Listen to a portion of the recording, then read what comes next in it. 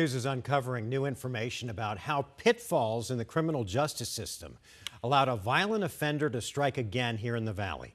12 News journalist Sean Rice explains how one family believes a double stabbing in Sunny Slope could have been avoided. Sean? Yeah, Mark, 2 years ago, Phoenix police were called to that Sunny Slope neighborhood where a man was said to be stabbing two of his neighbors. The suspect, 64-year-old Brian Davis, was fresh out of prison for killing a man nearly 2 decades earlier. And now that victim's daughter says the justice system failed her, letting that man kill again. It's a club nobody wants to be in. Nobody wants to be in this club. Nobody asked to be in this club. Amy Keith lost her father 21 years ago. Edgar Westfall was hit multiple times by a hatchet at a home in Bisbee, Arizona. The man charged, Westfall's roommate at the time, Brian Davis. In addition to second-degree murder, Davis was charged with arson and tampering with evidence for trying to burn Westfall's body after the murder. He committed 3 crimes. He should serve time for all 3 crimes. Davis signed this plea agreement offered by the Cochise County Attorney's Office. He pleaded no contest to murder and then guilty to arson and tampering with evidence.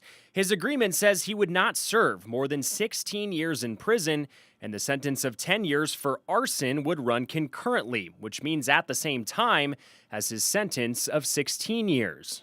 I don't understand why you would charge somebody with arson or tampering with evidence if the sentence for those aren't even going to be served. In 2019, Davis was released from an Arizona prison. Fast forward to June 2022, and Davis was back in police custody. This time he was indicted by the Maricopa County Attorney's Office for stabbing one of his neighbors to death and nearly killing a second neighbor near their home in Sunny Slope. They may have had kids, they have parents, they may have had siblings. This affects more than just the victim. This affects a lot of people, and it still affects me. Keith can't help but wonder if her father's killer had served his sentences consecutively, equating to 26 years and not 16, would his second violent outburst have been avoidable? He would have still been in prison. This would not even be happening right now. That family would still have their loved one. 21 years later, her father's murder still evoking emotion. I lost a lot of time, a lot of years.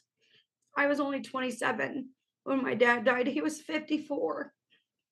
My mother passed at 43.